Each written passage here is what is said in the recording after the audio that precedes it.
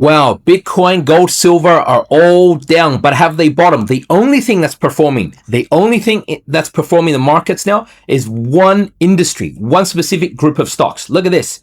This is the SP 500. It's virtually gone flat, right? Up like 6%, 7% on the year.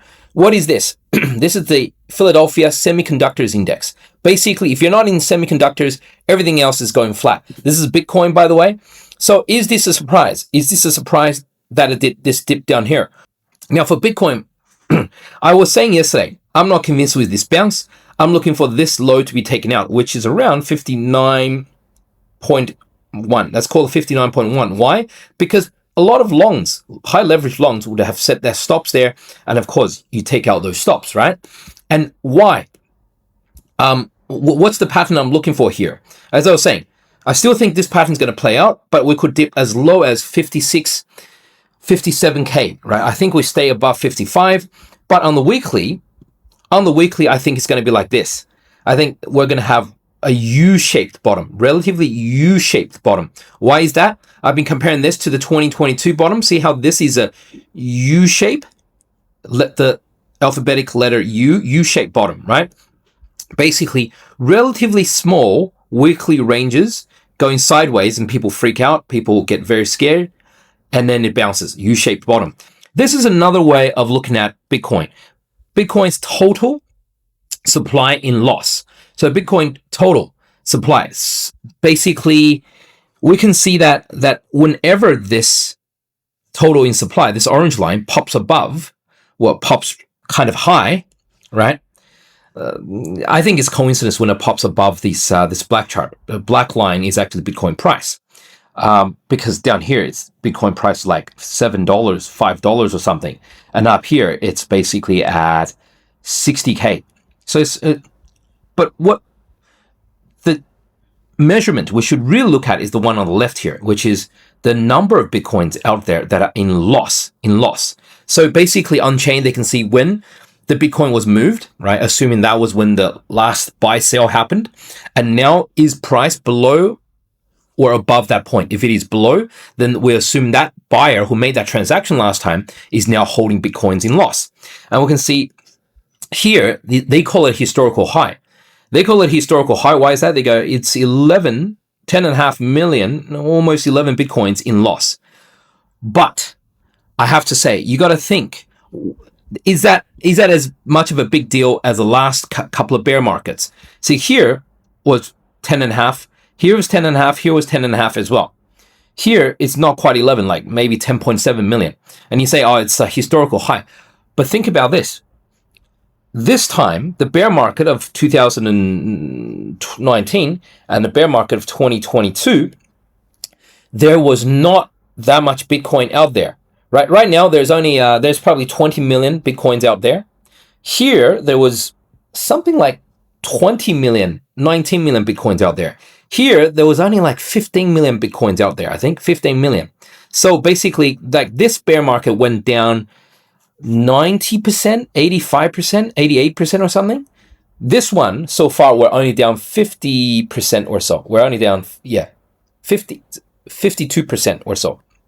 So these were more severe. COVID drop, that was more severe. Right back then, you only had like 17 million Bitcoins being mined in supply out there, and yet 10.5 million were in loss. Here now we have 20 million Bitcoin out there. There's only less than 1 million Bitcoin yet to be mined, right? Like 800,000 Bitcoins or something, and yet we have 10.7 million Bitcoins out there that are in loss. So it's not as extreme as in the past. Now, of course, for the folks who believe in the 4-year cycle, you're saying, well, that's perfect because it's not at these kind of extremes yet. You basically need this number to spike above to like maybe above 11, maybe above 12, maybe here, maybe 13, like 11, 12, 13, cross those lines. And then we're at the same sort of bearish level as here, 2019, here, 2022. And that's because we're not in October yet. Remember how 4-year cycle means you bottom in November, November, topping October. The exact date is predictable here, and then bottom again early October, latest November of this year. So that would give us one more drop to 30K, 40K, and Bitcoin would spike above the amount of loss, Bitcoin's in loss, will spike above 11, 12 mil, even 13 mil, and that's absolute capitulation. That's absolutely the bottom. That could happen if you believe in the 4-year cycle. My personal opinion is I don't think this is the 4-year cycle exactly repeating itself, and I think if everyone's waiting for that, right, it may not work this time. If everyone's waiting for that, then that level, that date, early October, could get front run by the whales. Like, I understand why people say everyone thought that was the top. Right, a lot of people kept on mentioning, including myself, saying, "Oh, if we believe in the 4-year cycle, that's the top." And it turned out that was the top, but is it a 4-year cycle top? What if we don't bottom in October? Then is that a coincidence? So it's tricky to say whether we'll exactly bottom in October, or it'll get front run, or we bottom maybe in November, December, or January or February. Right, it's hard to say. But right now, Bitcoin is kind of, I would say, in accumulation zone. Like if you're a long-term investor, whenever this sort of thing happens, orange line goes above this black line, it's not a bad idea to start accumulating. For the long-term holders, not for the short-term day traders. Now, Bitcoin, as I was saying, it's basically, I think we bottom above 55.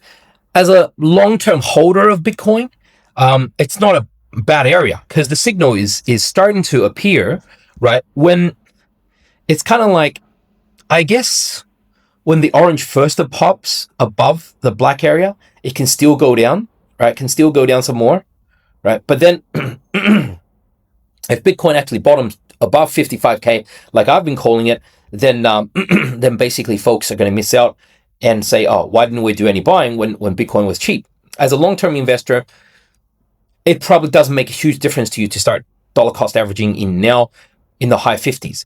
And I was showing folks, my prediction was this. Basically, Bitcoin bottom, I think we're near bottom. This was on June 11th, made the call when Jim Cramer was saying Bitcoin and gold are bad money. Yeah, the US dollar is the only currency he believes in. Okay, the Bitcoin, I think, bottoms in the high 50s. Here we are. Right, can go down to like 56, 55, but I think we stay above 55. Gold in the 4,000 to 3,800 area. We just tapped 3,900. Silver, maybe a dip to the high 50s. Okay, so let's have a look at the gold and silver situation.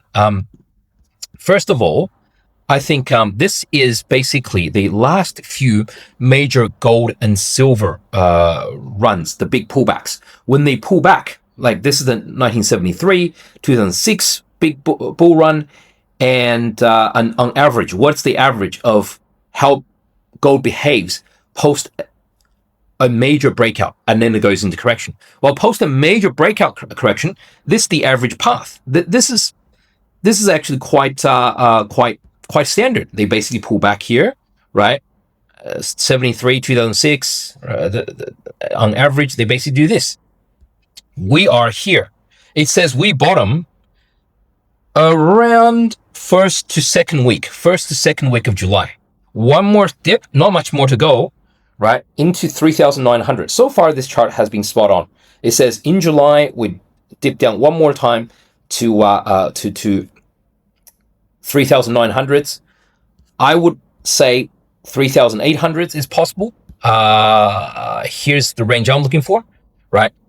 So here we can see these major bottom here, right? That can become support zone again. That's 3,907. And a lot of people are expecting to pick it up again at 400s. I'm not in that camp, as I've been saying. And so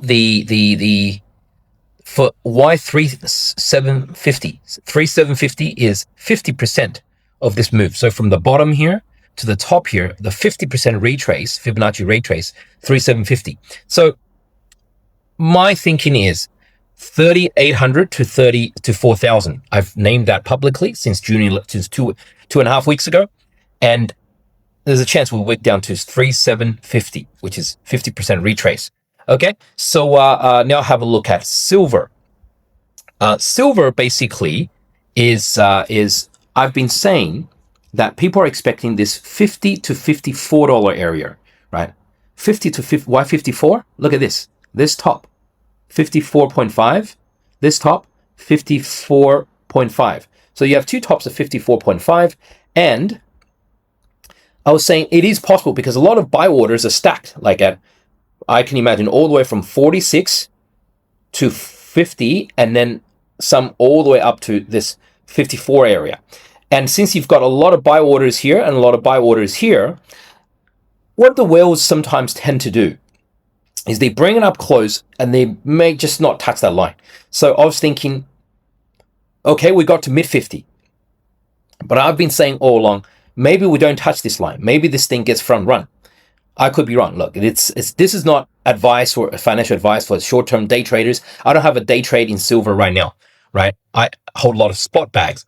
I'm adding to more of my silver and gold spot bags out here. And I'll show you guys on Monday what I bought, because I'm going to the vault to store on Monday. I keep it all in the vaults in different countries around the world, in at least a few different countries, just in case World War III happens. So what if we don't get to this 54, low 50s level here?